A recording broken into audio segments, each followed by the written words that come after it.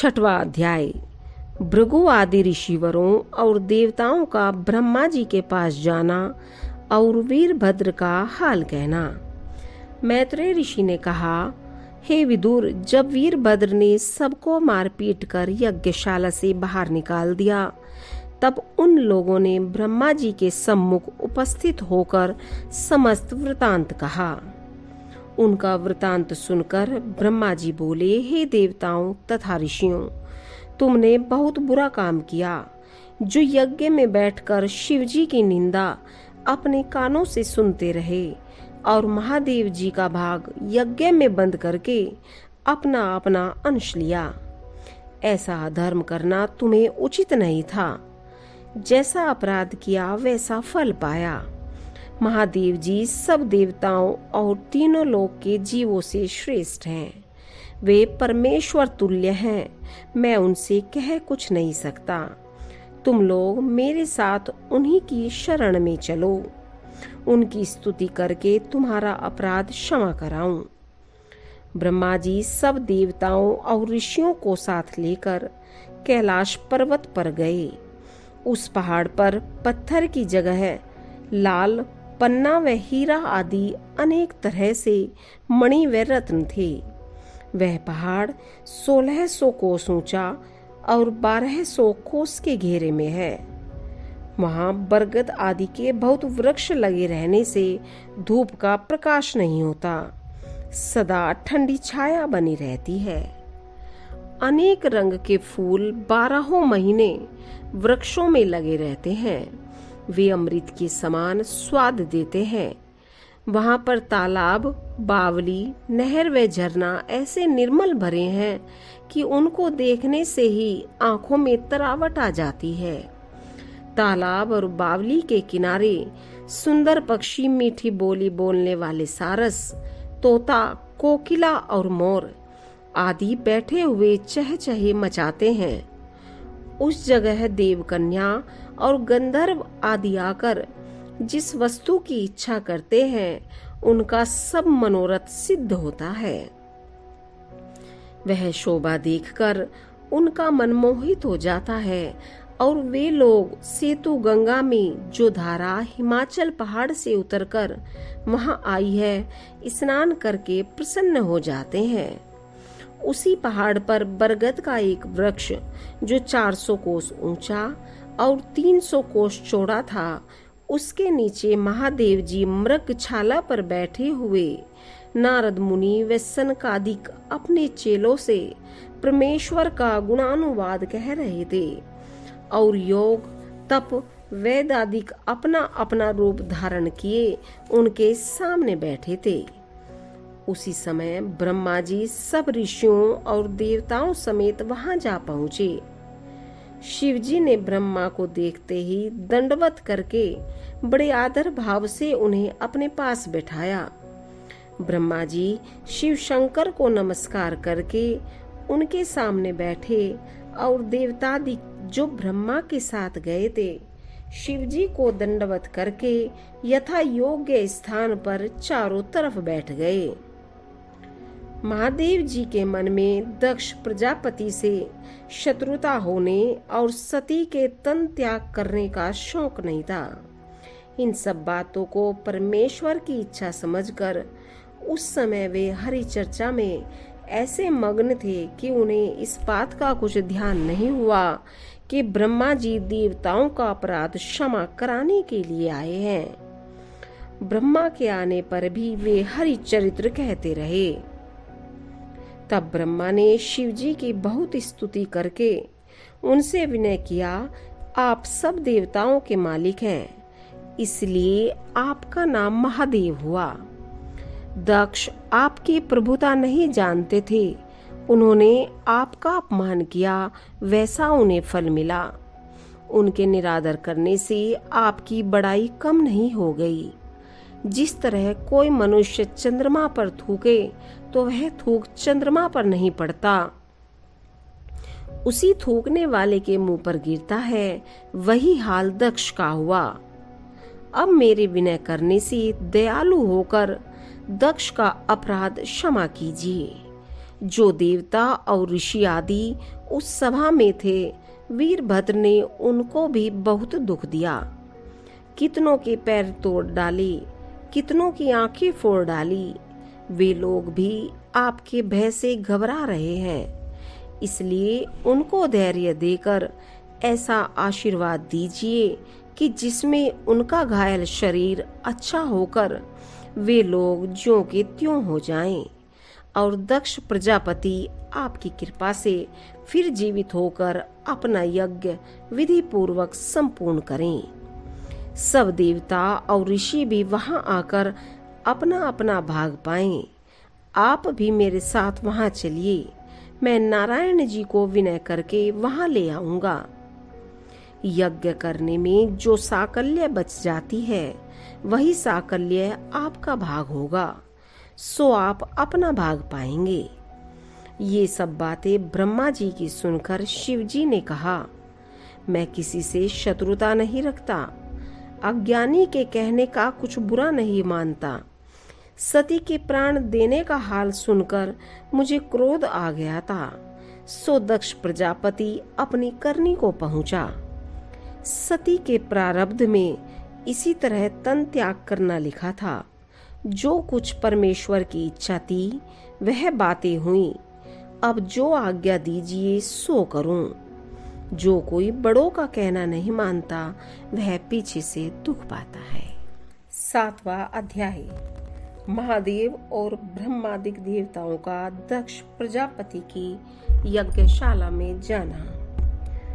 मैत्रेय जी बोले, हे विदुर, जब कैलाश पर्वत से शिव शंकर और ब्रह्मा जी सब देवताओं और ऋषियों को साथ लेकर दक्ष प्रजापति की यज्ञशाला में गए और जो देवता आदि वीरभद्र के डर से भाग गए थे वह भी वहां पर आए, तब शिवजी ने जिन देवताओं और ऋषियों का शरीर वीरभद्र के मारने से घायल हो गया था उनको अपनी कृपा दृष्टि से अच्छा कर दिया।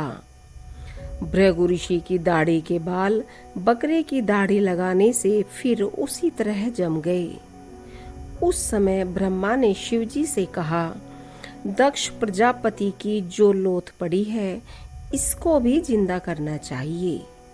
तब महादेव जी बोले, दक्ष का सिर जो अग्नि कुंड में जल गया वह तैयार नहीं हो सकता। कहो तो यज्ञ के बकरे का सिर दक्ष के धड़ से लगाकर उसे जिंदा कर दें। ब्रह्मा ने इस बात को मान लिया और शिवजी ने बकरे का सिर दक्ष प्रजापति के धड़ से लगाकर उसे जिंदा कर दिया। शिवजी की कृपा से यज्ञशाला का स्थान फिर ज्यों का त्यों हो गया। दक्ष प्रजापति ने महादेव जी को देखते ही उन्हें दंडवत प्रणाम करते हुए विनय की, हे महाप्रभु, मैंने आपकी बड़ाई और महत्व को न जानकर जैसी करनी आपके साथ की वैसा ही फल पाया। आप कृपा करके यहाँ आए व मुझे अपनी प्रभुता से फिर जिंदा किया और मुझ अज्ञानी का अपराध क्षमा किया। सच है, जिनको परमेश्वर ने महत्व दिया है वे लोग छोटे और मूर्ख मनुष्य की बात पर ध्यान नहीं देते। जितने देवता, ऋषि, गंधर्व और किन्नर आदि स्त्री व पुरुष दक्ष के यहाँ न्योता करने आए थे, वे लोग भी शिव जी की यह महिमा देखकर इसी तरह स्तुति करने लगे। जब महादेव जी की आज्ञा से दक्ष प्रजापति फिर यज्ञ करने बैठे, तब ब्रह्मा, महादेव जी और विष्णु भगवान ने सब देवताओं और ऋषियों समेत शास्त्र के अनुसार दक्ष ने उस यज्ञ को संपूर्ण कराया। यज्ञ संपूर्ण होते ही अग्निकुंड से यज्ञ पुरुष भगवान ने चतुर्भुजी मूर्ति, वैजंती माला, कौस्तुभ मणि और फूलों के हार गले में डाले, गरुड़ पर चढ़े प्रकट होकर दर्शन दिया। उनको देखते ही जितने छोटे बड़े वहां बैठे थे उठ खड़े हुए और उस पुरुष को साष्टांग दंडवत किया। दक्ष प्रजापति हाथ जोड़कर यज्ञ भगवान से बोले, हे वैकुंठनाथ, इस यज्ञ के आरंभ में मैंने महादेव का अपमान किया, इसलिए मेरा यज्ञ विध्वंस हो गया था। अब मेरा भाग्योदय हुआ जो आपने दर्शन देकर मुझे कृतार्थ किया। मेरा यज्ञ आपकी कृपा से संपूर्ण हुआ। अब दया करके ऐसा वरदान दीजिए कि मुझको फिर दुर्बुद्धि न व्यापे। फिर भृगु ऋषि बोले, हे दीनानाथ, मैं ब्राह्मण और तपस्वी होने पर भी अपने क्रोध को वश में न रख सका, इस कारण मुझे यह दंड मिला। आप दयालु होकर ऐसा आशीर्वाद दीजिए कि मेरा क्रोध छूट जाए, क्योंकि जब तक काम, क्रोध, मोह और लोभ अपने अधीन नहीं होते तब तक आपकी भक्ति प्राप्त नहीं होती। जब इसी तरह ब्रह्मा, महादेव, इंद्र, गंधर्व, लोकपाल, किन्नर तथा सब देवताओं और ऋषियों ने बहुत स्तुति की, तब यज्ञ पुरुष ने दक्ष से कहा, तुमने यह बहुत अनुचित किया जो महादेव जी का अपमान किया। ब्रह्मा, विष्णु और महादेव तीनों देवताओं को तुम एक सा जानो। जिस निरंकार पुरुष का लोग जप करते और अपना उत्पन्न करने वाला जानते हैं, उसी के ध्यान में तुम भी लीन रहो, तब तुमको ज्ञान प्राप्त होगा। जिस समय यज्ञ पुरुष ने यह बात कही, उस समय आकाश से उन पर फूलों की वर्षा हुई और सब लोगों ने जय जयकार किया। तब यज्ञ पुरुष सबको इच्छा पूर्वक वरदान देकर वैकुंठ को पधारे और ब्रह्मादिक देवता व ऋषि भी अपने अपने स्थान को गए। दक्ष प्रजापति उस दिन से शिव जी को अपना ईश्वर मानकर उनकी सेवा करने लगे। 8वां अध्याय। सती का हिमाचल के यहाँ पार्वती नाम से जन्म लेना और उनका महादेव जी के साथ विवाह होना। मैत्रेय जी ऋषि ने कहा, हे विदुर, अब हम सती जी की कथा जिस तरह दूसरा जन्म पार्वती का लेकर महादेव जी को मिली थी वर्णन करते हैं। सती ने तन छोड़ते समय महादेव जी के चरणों का ध्यान हृदय में रखकर ऐसा प्रण किया था कि अब मेरा जन्म हो तो शिव जी की सेवा में रहकर एक क्षण उनका साथ न छोड़ूंगी। सो वह तन छोड़ने के उपरांत हिमाचल पर्वत के यहीं पार्वती नाम से जन्म लिया। जब वह सयानी हुई तब हिमाचल ने अपनी कन्या से पूछा कि तेरा विवाह किसके साथ करूं। पार्वती को अपने पिछले जन्म का हाल याद था, इसलिए वे हिमाचल से बोली कि मेरा विवाह महादेव जी के साथ कर दो। उसने कहा, शिव जी सब देवताओं के मालिक हैं, मेरी कन्या को किस तरह अंगीकार करेंगे। तब पार्वती ने उत्तर दिया कि महादेव जी के सिवा दूसरे से मैं विवाह नहीं करूंगी। वह मुझे अंगीकार करें तो मेरे पति होवें, नहीं तो मैं वन में जाकर तप करके अपना यह तन फिर छोड़ दूंगी। ऐसा कहकर पार्वती ने इस इच्छा से कि महादेव जी के साथ मेरा विवाह वन में जाकर तप करना आरंभ किया। सो एक दिन नारद ने पार्वती के प्रेम की परीक्षा लेने के लिए वहां जाकर पूछा, हे पर्वतराज की कन्या, तुम इस वन में किस इच्छा से तप करके इतना दुख उठाती हो। पार्वती ने नारद जी को परमेश्वर का परम भक्त जानकर दंडवत करके विनय किया, हे मुनिनाथ, मैं महादेव जी से विवाह होने की इच्छा से तप करती हूँ। यह वचन सुनकर नारद जी बोले, हे पार्वती, तुम बड़ी भोली और मूर्ख हो। शिव जी अपने शरीर में राख व धूलि लगाए, सांप व बिच्छू लपेटे, मुंडों की माला गले डाले, भूत व पिशाच अपने साथ रखते हैं। उनको देखकर मनुष्य मारे डर के भाग जाते हैं। तुम उनसे विवाह करने की चाहना क्यों करती हो? यह बात सुनकर पार्वती ने कहा, वे कैसे ही अवगुणों से भरे हों, पर मेरा चित्त उन्हीं से प्रसन्न है। ऐसा सुनकर नारद जी फिर बोले कि हे पार्वती, इंद्र, गंधर्व, कुबेर, वरुण आदि अच्छे देवताओं को तुम क्यों नहीं चाहती हो?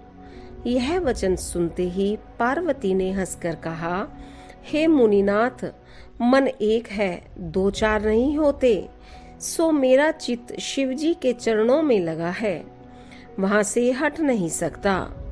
मेरी इच्छा शिवजी पूर्ण करेंगे, दूसरे की चाह मुझको नहीं है। यह बात सुनकर नारद जी बहुत प्रसन्न हुए और पार्वती को आशीर्वाद देकर बोले, तुम्हें महादेव जी अवश्य मिलेंगे। तुम किसी के कहने व बुलावे में मत आना। जब नारद जी पार्वती की सच्ची प्रीति देखी, तब उसी समय शिवजी के पास जाकर पार्वती का मनोरथ और प्रेम उनसे कहा। जब महादेव जी ने सुना कि सती हिमाचल पर्वत के घर जन्म लेकर मेरे साथ विवाह होने के लिए तप करती है, तब उन्हें प्रेम उत्पन्न हुआ। इसलिए महादेव ने हिमाचल से जाकर कहा, तू अपनी कन्या का विवाह हमारे साथ कर दे। हिमाचल ने यह बात सुनते ही बड़ी प्रसन्नता से मान लिया और पार्वती को यह संदेश सुनाया। यह बात सुनते ही पार्वती जी बहुत प्रसन्न हुई। उसी समय हिमाचल ने पार्वती को वन में लाकर विधि पूर्वक शिवजी के साथ विवाह कर दिया और बहुत से रत्न आदि दहेज में देकर वर और कन्या को विदा किया। तब से पार्वती एक क्षण महादेव जी से अलग नहीं होती, उनकी अर्धांगिनी बनी रहती हैं। 9वां अध्याय। उत्तानपाद के बेटे ध्रुव जी का तप करने के लिए वन में जाना। मैत्रेय जी बोले, हे विदुर, राजा स्वयंभू मनु की तीनों कन्याओं का हाल मैंने तुमसे वर्णन किया। अब उनके बेटों का हाल सुनाता हूँ, तो सुनो। स्वयंभू की कथा 5वें स्कंद में आएगी। उत्तानपाद के पुत्रों का हाल इस तरह है कि स्वयंभू मनु के तन त्याग करने पर उनका बेटा उत्तानपाद राजा हुआ। कदाचित कोई इस बात का संदेह करे कि स्वयंभू मनु की राजगद्दी पर प्रियव्रत ने राज्य किया। उत्तानपाद उन्हीं के देश में दूसरे नगर का राजा हुआ। उसके सुनीति और सुरुचि नाम की 2 स्त्रियां थी। दोनों स्त्रियों से संतान उत्पन्न हुई। बड़ी रानी के बेटे का ध्रुव और छोटी रानी के पुत्र का नाम उत्तम था। राजा उत्तानपाद छोटी रानी और उसके बेटे से बहुत प्रीति करते थे तथा बड़ी रानी और उसके पुत्र से कम प्रेम रखते थे। एक दिन राजा अपनी छोटी रानी समेत राज सिंहासन पर बैठे हुए उसके बेटे को गोद में लिए प्यार करते थे। उसी समय बड़ी रानी के पुत्र ध्रुव, जो 5 वर्ष का था, खेलता हुआ वहां पहुंचा। उसने चाहा कि हम भी राजा की गोद में जाकर अपने सौतेले भाई उत्तम के बराबर बैठें। राजा ने छोटी रानी के डर से, जो उस समय वहां बैठी थी, ध्रुव को अपने पास नहीं बैठाया। यह देखकर छोटी रानी ने ध्रुव से कहा कि पिछले जन्म में नारायण जी का तप व स्मरण नहीं किया, इसलिए तू अभागा उत्पन्न हुआ। कदाचित तू पहले जन्म में तप करता तो मेरे पेट से जन्म लेकर राजा की गोद में बैठने योग्य होता। तुझे इस जन्म में राज सिंहासन पर बैठना बहुत कठिन है। अब भी तू जाकर परमेश्वर का भजन व स्मरण कर। जब तेरा भाग्योदय हो, तब मेरे पेट में से जन्म लेकर राजा के आसन पर बैठना, क्योंकि मैं पटरानी हूँ। मेरे बेटे के सिवा दूसरी नारी का पुत्र राज सिंहासन पर नहीं बैठ सकता। राजा उत्तानपाद ने भी रानी की यह बात सुनकर जब ध्रुव का कुछ आदर नहीं किया, तब ध्रुव को सौतेली माता की यह बात तीर के समान लगी। इसलिए ध्रुव रोता हुआ अपनी माता के पास आया। उसकी माता सुनीति ने उसे रोते हुए देखकर अपनी गोद में उठा लिया और उससे पूछा, हे पुत्र, तुझको किसने मारा जो तू इतना रुदन करता है? ध्रुव को अधिक रोने से ऐसी हिचकी लग गई थी कि थोड़ी देर तक उससे बोला नहीं गया। जब उसका रोना कम नहीं हुआ, तब अपनी माता से बोला, मैं अभी पिताजी के पास गया था। पिताजी उत्तम को गोद में लिए बैठे थे, सो हमने भी चाहा कि पिता की गोद में जाकर बैठें। पर पिताजी ने मुझे अपनी गोद में नहीं बैठाया। तब उत्तम की माता ने मुझसे कहा, तूने पिछले जन्म में परमेश्वर का भजन व स्मरण नहीं किया था, इसलिए प्रारब्धहीन उत्पन्न हुआ। तो राजा की गोद में बैठने योग्य नहीं है। अब भी जाकर परमेश्वर का तप करके मेरे पेट से जन्म ले, तब राजा के आसन पर बैठना। सुनीति यह बात सुनकर बोली, हे पुत्र, राजा की छोटी रानी सच कहती है। कदाचित तू पिछले जन्म में परमेश्वर का तप किए होता तो मेरे पेट से जन्म न लेता। इसलिए अब भी तू नारायण जी की शरण में जाकर उनका तप व स्मरण कर, तो तेरा मनोरथ पूर्ण होगा। तेरे परदादा ब्रह्मा जी से भी पहले संसार उत्पन्न करने का कठिन काम नहीं हो सका था। जब उन्होंने नारायण जी का तप व ध्यान किया, तब परमेश्वर की कृपा से उनको ज्ञान हुआ और ज्ञान के प्रताप से उन्होंने संसार की रचना की। तेरे दादा स्वयंभू मनु ने परमेश्वर का तप करके धर्मात्मा संतान को पाया। मनुष्य का सब मनोरथ नारायण जी की कृपा से पूर्ण होता है। परमेश्वर का तप करने से तेरी कामना भी पूर्ण होगी। राजा मुझे अपनी दासी के बराबर भी नहीं समझते। जो बात मेरी सौत कहती है वही करते हैं। मैं जानती हूँ कि राजा के न रहने पर मेरी सौत तुझे देश से निकाल देगी। यह बात सुनते ही ध्रुव ने अति लज्जित होकर नारायण जी की खोज में घर से निकलकर वन का रास्ता लिया। पर वह वन में इस बात का सोच विचार करता जाता था कि मैं अज्ञानी बालक परमेश्वर का पता किस तरह पाऊंगा, जो उनकी शरण में जाकर अपनी कामना पूरी करूंगा। राह में नारद जी ने ध्रुव को देखकर मन में विचारा कि यह बालक अपनी विमाता की बातों से दुखित होकर परमेश्वर को ढूंढने निकला है, सो हम इसकी परीक्षा लें कि यह अपनी प्रतिज्ञा पर दृढ़ है या नहीं। ऐसा विचार कर नारद जी बोले, हे राजकुमार, तू किस लिए अपने घर से निकल आया? बाल्यावस्था में तुझे ऐसा क्रोध न करना चाहिए। बालक को कोई दुर्वचन कहकर फिर प्यार से बुलाए तो वह उसके पास चला जाता है, पर तूने लड़कों का स्वभाव छोड़कर वन का रास्ता लिया। तुझे ऐसी बात उचित नहीं है। हम तुझको तेरे पिता के पास ले चलते हैं।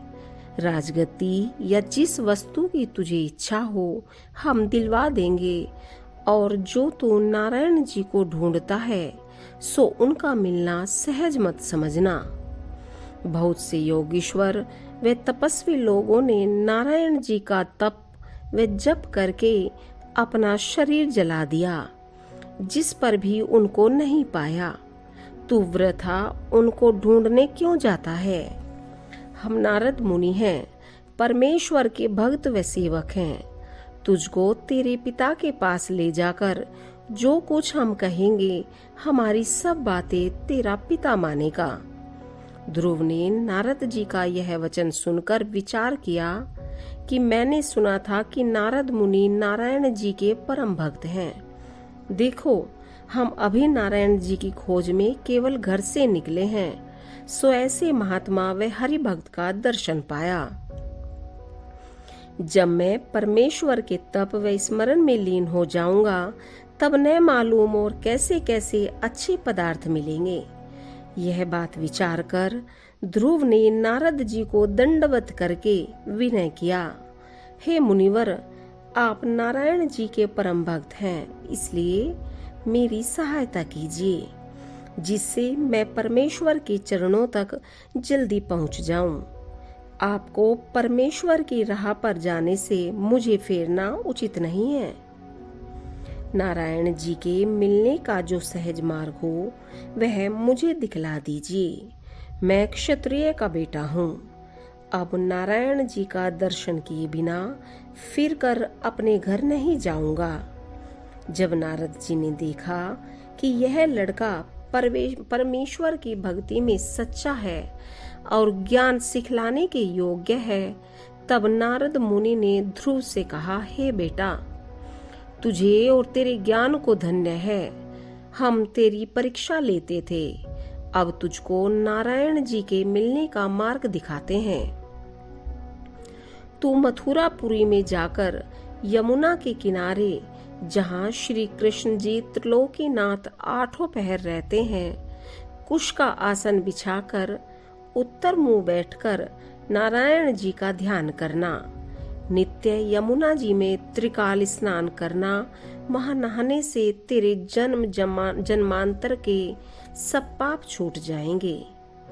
इसका स्वरूप इस तरह का है, श्याम रंग, कमल नयन, चतुर्भुज, जड़ाऊ मुकुट पहने, मकराकृत कुंडल धारण किए, चंद्रमा की तरह शोभायमान, वैजंती माला और कौस्तुभ मणि गले में डाले मंद मंद मुस्काते हैं। सो तुम नित्य स्नान करके आसन पर बैठकर ऐसे रूप का ध्यान मन में लगा कर करना और फल, दूब या जल जो कुछ मिले उसी से धूप दीप आदि कर देना।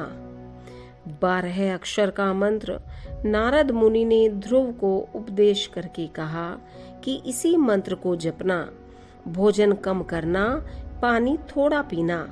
श्री नारायण जी दयालु होकर तुझे दर्शन देंगे और तेरी कामना पूरी करेंगे।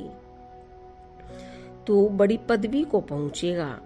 हरि भजन करने से संसार और परलोक दोनों जगह का सुख मिलता है। ध्रुव ने नारायण जी का स्वरूप, ध्यान व मंत्र नारद मुनि से सुनकर बहुत प्रसन्न होकर कहा, आपने बड़ी दया करके परमेश्वर के मिलने का सहज मार्ग मुझे दिखा दिया। मैं तो जानता था कि नारायण जी का घर किसी नगर या गांव में न मालूम कितनी दूर होगा, वहां जाकर उनको ढूंढना। सो आपने उनका स्मरण व ध्यान करना मेरे हृदय में बता दिया। अब मैं आपकी आज्ञा अनुसार जप व ध्यान करके परमेश्वर को मिलूंगा। यह बात कहकर ध्रुव नारद मुनि को दंडवत करके मथुरा को चला गया और नारद जी ने वहां से राजा उत्तानपाद के पास आकर क्या देखा कि राजा और ध्रुव की माता दोनों रोते और चिंता करते हुए आपस में कहते हैं कि हम लोगों ने 5 वर्ष के बालक को, जो कुछ ज्ञान नहीं रखता, तप करने का उपदेश देकर वन में भेज दिया।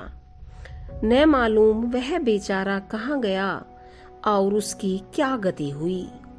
बड़े बड़े योगीश्वर और ज्ञानियों को परमेश्वर का मिलना कठिन है, उस अज्ञान बालक को भगवान किस तरह मिलेंगे। राजा अपनी छोटी रानी पर क्रोध करके कहते थे कि तूने कठोर वचन कहकर मेरे पुत्र को वनवास दिया। नारद जी के पहुंचने पर राजा ने दंडवत करके बड़े सम्मान से उनको बैठाकर पूछा, हे मुनिवर, आप कहाँ से आते हैं? नारद मुनि ने कहा कि हम अपना हाल बाद में कहेंगे, पर इस समय तुमको बड़ी चिंता में देखते हैं, इसका कारण कहो। राजा बोले, हे मुनिवर, मेरी छोटी रानी ने मेरे पुत्र ध्रुव को, जो अज्ञान बालक था, ऐसी कठोर बात की कि वह दुखित होकर न जाने कहाँ चला गया। सो हम उसी के शोक में व्याकुल हैं। न मालूम उस बालक की क्या दशा हुई, कोई शेर व भालू आदि उसे खा लेगा। मुझसे बड़ी भूल हुई जो स्त्री के वशीभूत होकर उसका निरादर किया। यह बात सुनकर नारद जी बोले, हे राजन, तुम अपना चित्त उदास न करो। तुम्हारा बेटा मुझे मार्ग में मिला था। मैंने उसको बहुत समझाया कि तू अपने घर मेरे साथ लौट चल, परंतु उसने नहीं माना। जब मैंने देखा कि परमेश्वर के तप व स्मरण में इसका सच्चा प्रेम है, तब हमने उसको नारायण जी के मिलने का उपाय बताकर मथुरा की तरफ भेज दिया। अब तुम उसकी चिंता न करो, वह ऐसी पदवी को पहुंचेगा कि आज तक तुम्हारे पूर्वजों को भी नहीं प्राप्त हुई है। ध्रुव नारायण जी की शरण में गया है, अब उसको कोई दुख नहीं दे सकता। तुमने अपनी अज्ञानता से स्त्री के वश में होकर पुत्र का निरादर किया। नारद जी यह बात कहकर ब्रह्मलोक को गए और राजा को नारद मुनि के कहने से धैर्य हुआ, पर उनका मन ध्रुव की तरफ लगा रहता था, राजकाज में नहीं लगता था। ध्रुव मथुरा में जाकर यमुना के किनारे कुश के आसन पर बैठकर नारद जी को आज्ञा अनुसार परमेश्वर का तप व ध्यान करने लगा। वह पहले तो तीसरे दिन एक समय भोजन करता था। 1 महीने इस तरह नियम रखकर उसके उपरांत 7वें दिन थोड़ा सा खाने लगा। फिर 3 महीने तक वृक्ष की पत्ती खाना भी त्याग कर केवल पानी पी कर रहा। 5वें महीने में पानी पीना भी छोड़कर जितनी हवा मुंह में जाती थी उसी के आहार पर रहा। 5 महीने तक एक पैर से खड़े होकर उसी मंत्र को जपते हुए नारायण जी के स्वरूप का ध्यान किया। सो ध्रुव का शरीर लकड़ी के समान सूख गया, परंतु उसका मुखारविंद सूर्य की तरह चमकने लगा। 6ठे महीने ध्रुव मुंह बंद करके परमेश्वर के ध्यान में ऐसा लवलीन हुआ कि उसका अंतःकरण श्याम सुंदर के स्वरूप से भर गया। श्वास लेने की भी जगह नहीं रही। जब ध्रुव ने इस तरह तप करके अपनी श्वास को रोक लिया, तब तीनों लोकों में हवा का चलना बंद हो गया। जब पवन न चलने से सब जीव दुखी हुए, तब ब्रह्मा ने सब देवताओं समेत नारायण जी के पास जाकर विनय किया, हे त्रिलोकीनाथ, हवा बंद होने का क्या कारण है? श्याम सुंदर बोले, ध्रुव ने अपने तप के सामर्थ्य से पवन को बांध लिया है, इसलिए यह दशा हुई। सो अब हम ध्रुव दर्शन देकर हवा को छुड़ाए देते हैं। 10वां अध्याय। श्याम सुंदर का ध्रुव को नारायण रूप धारण करके दर्शन देना। मैत्रेय जी ने कहा, हे विदुर, श्री नारायण भगवान देवताओं से यह कहकर जिस स्वरूप का ध्यान ध्रुव करता था, उसी रूप से गरुड़ पर सवार होकर ध्रुव के सम्मुख जाकर क्षण भर खड़े रहे। पर उस समय ध्रुव आंख बंद करके परमेश्वर के ध्यान में ऐसा लीन था कि नारायण जी के आने का हाल उसने नहीं जाना और न ही उसने आंखें खोली। तब श्याम सुंदर ने अपना स्वरूप ध्रुव के अंतःकरण से खींच लिया। जब ध्रुव ने परमेश्वर का स्वरूप अपने हृदय में न देखा, तब घबराकर आंखें खोल दी, तो क्या देखता है कि जिस मूर्ति का ध्यान वह करता था, वही स्वरूप सांवली सूरती मोहनी मूर्ति उसके सामने खड़ी है। ध्रुव ने उस पर ब्रह्मा परमेश्वर की परिक्रमा करके दंडवत किया और उनके चरणों पर सिर रखकर चाहता था कि नारायण जी की स्तुति करे। फिर उसने ऐसा विचारा कि जिनकी महिमा ब्रह्मा, शेषनाग और गणेश जी वर्णन नहीं कर सकते, मैं अज्ञानी बालक किस तरह उनकी स्तुति करूं। इसी विचार में ध्रुव चुपचाप हाथ जोड़े परमेश्वर के सामने खड़ा रहा और उनका मुखारविंद बड़े प्रेम से देखने लगा। तब नारायण जी ने जाना कि अभी तक ध्रुव को इतना ज्ञान नहीं है जो मेरी स्तुति कर सके। यह विचार कर त्रिलोकीनाथ ने कृपा करके अपना शंख ध्रुव के मुख और कपोलों में छुआ दिया। उसके छुआते ही ध्रुव के हृदय में ज्ञान और बुद्धि का प्रकाश हो गया। उसको सब विद्याएं याद हो गई। ध्रुव ने हाथ जोड़कर विनय किया, हे दीनानाथ, जब तक आपकी कृपा व दया न हो तब तक कोई आपके चरणों का दर्शन नहीं पा सकता। ब्रह्मादिक देवताओं को भी ऐसी सामर्थ्य नहीं है जो आपका गुण वर्णन कर सके। आप स्तुति करने की कुछ इच्छा नहीं रखते। अपनी माया से तीनों लोकों की उत्पत्ति, पालन व नाश करते हैं। ब्रह्मा से लेकर चींटी तक तीनों लोकों के सब जीव आपकी माया से उत्पन्न हुए हैं। सबके मालिक पर ब्रह्म परमेश्वर त्रिलोकीनाथ आप ही हैं। ब्रह्मा भी आपके स्वरूप को नहीं जानते जिससे वे आपकी स्तुति कर सकें। संसार में स्त्री और पुत्र का मोह बबूल रूपी वृक्ष और आपके चरणों की भक्ति कल्पतरु के समान है, जिसमें मनुष्य की सब कामनाएं पूर्ण होती हैं। मैं माता पिता से दुखित होकर आपकी शरण में आया था, सो आपने दया करके अपने दर्शन से मुझे कृतार्थ किया। उन लोगों का बड़ा भाग्य है जो आपका निष्काम तप व जप करते हैं। आपकी दया के बिना किसी को ज्ञान प्राप्त नहीं होता। जब इस प्रकार से ध्रुव ने नारायण जी की बहुत स्तुति की, तब श्याम सुंदर बोले, हे ध्रुव, हम तुझसे बहुत प्रसन्न हैं, कुछ वरदान मांग। यह बात सुनकर ध्रुव बोला, हे दीन दयालु, जब आपके चरणों का दर्शन मैंने किया तब मुझे मांगने को क्या बाकी रहा। केवल आपके चरणों में भक्ति और प्रेम चाहता हूँ।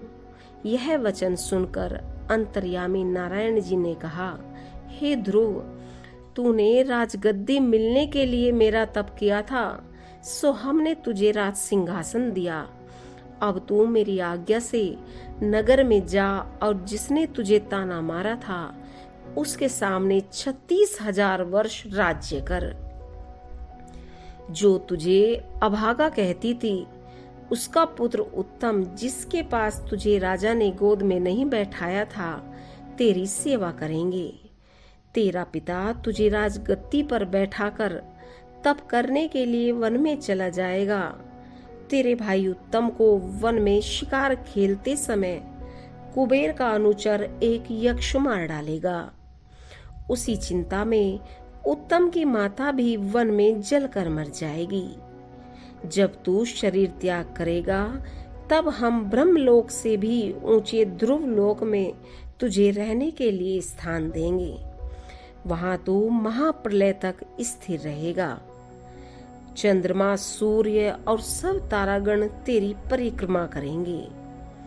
महाप्रलय के अंत में तेरी मुक्ति होगी। तेरे भक्तों की बराबरी कोई नहीं कर सकता। उनकी कोई इच्छा बाकी नहीं रहती। तुम सदा हमारी कथा सुनकर पिछले धर्मात्मा राजाओं का हाल जानना।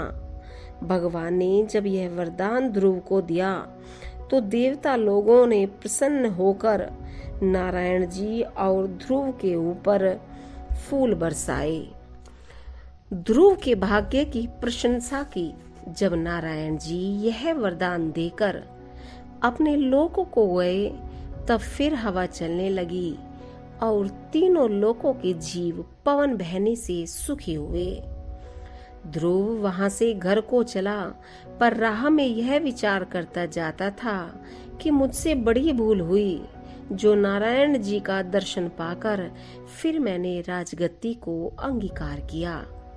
मुझे ऐसा मालूम होता है कि देवताओं ने बुलावा देकर मेरा ज्ञान हर लिया, जिससे यह विरक्त होकर नारायण जी की शरण में न रहे।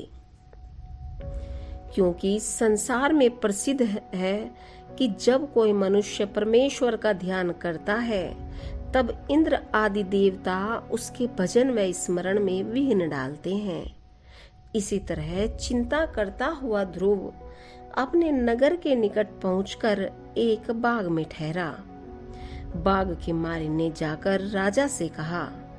राजा उसके कहने का विश्वास न करके बोले कि ध्रुव घर से बहुत उदास होकर परमेश्वर का तप करने के लिए चला गया है, वह क्यों आएगा?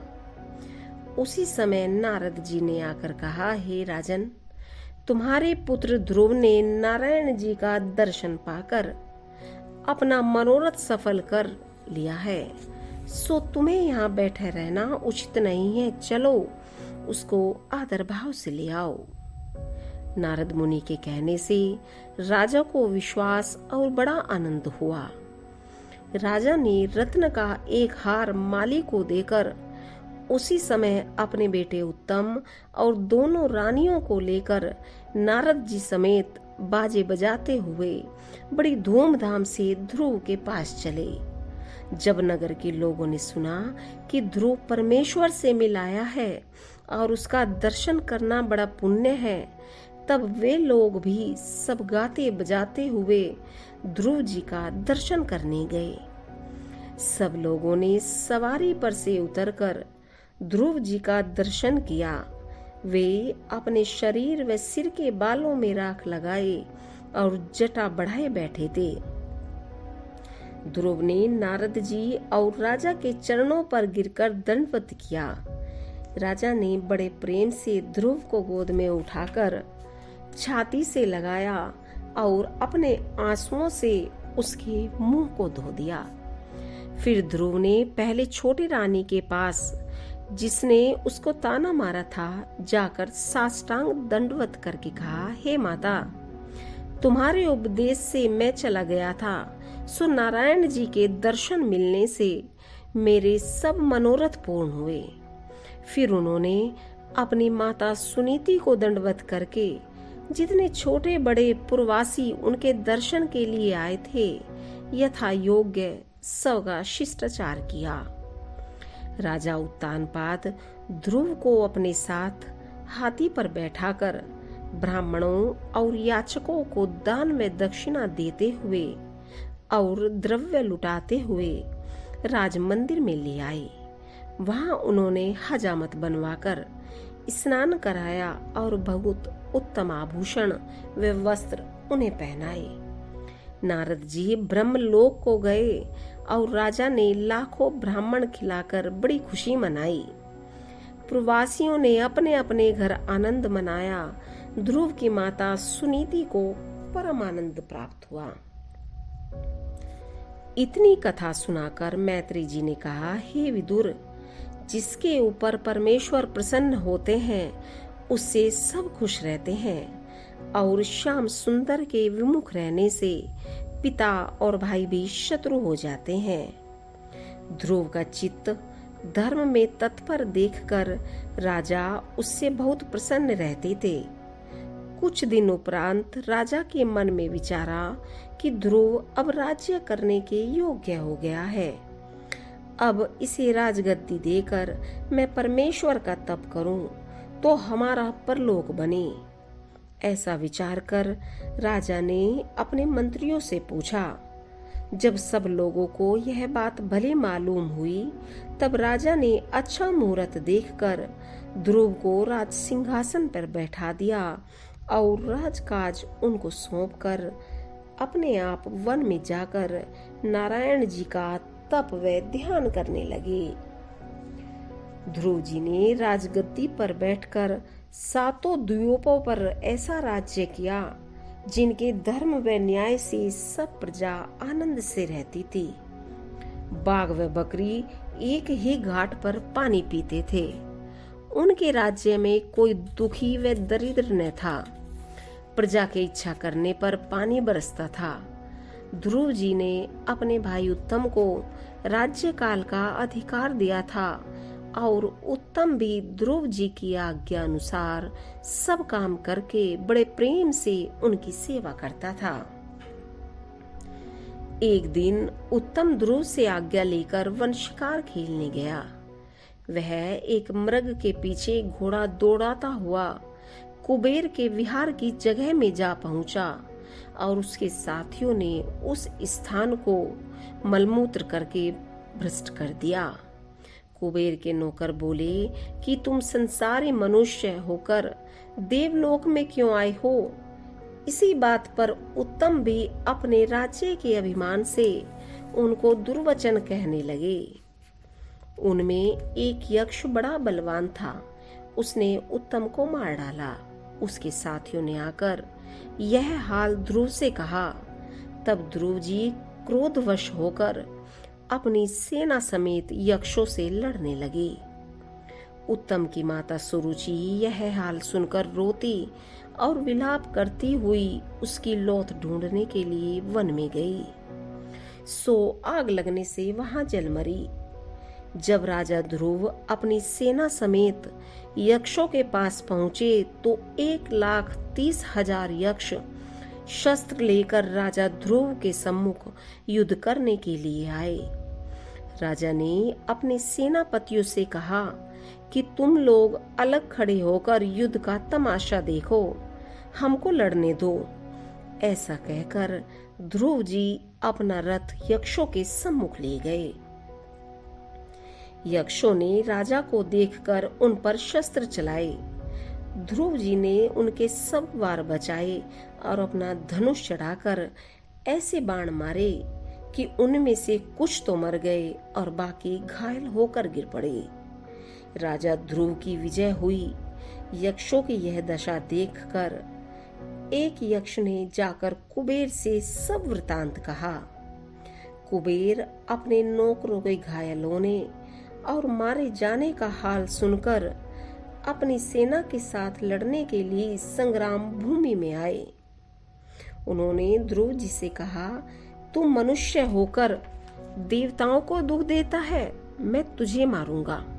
ध्रुव जी बोले, मैं केवल परमेश्वर को देवता मानता हूँ, जिन्होंने देवता और मनुष्य सब जीवों को उत्पन्न किया है। तब कुबेर ने बहुत से तीर ध्रुव को मारे। ध्रुव ने उनके सब बाणों को अपने तीरों से काट डाला। तब कुबेर ने ध्रुव जी से कहा कि तुम्हारा गुरु कौन है जिसने ऐसी विद्या तुम्हें पढ़ाई? बताओ तुम किसके चेले हो? ध्रुव ने उत्तर दिया, जिसके प्रताप से तुम देवता हुए हो वही मेरा गुरु और मालिक है। यह सुनकर कुबेर ने क्रोधवंत होकर नारायण शस्त्र ध्रुव को मारने के लिए उठाया और ध्रुव ने भी नारायण शस्त्र निकाला। तब ब्रह्मा जी ने विचार किया कि नारायण शस्त्र चलने से बड़ा अनर्थ होगा, संसारी जीव मारे जाएंगे। ध्रुव परमेश्वर के भक्त और कुबेर जी देवता हैं, इन दोनों में कोई मर नहीं सकता। ऐसा विचार कर ब्रह्मा जी ने ध्रुव जी के दादा स्वयंभू मनु और नारद जी से कहा कि तुम लोग जाकर कुबेर और ध्रुव जी को समझाकर उन दोनों में मेल करा दो। उन्होंने उसी समय रणभूमि में जहां ध्रुव जी लड़ रहे थे जाकर उन्हें प्रेम से पुकारा। तब ध्रुव जी ने देखा कि हमारे दादा मनु आए हैं। तब वे युद्ध करना छोड़कर रथ पर से उतर पड़े और स्वयंभू मनु को साष्टांग दंडवत किया।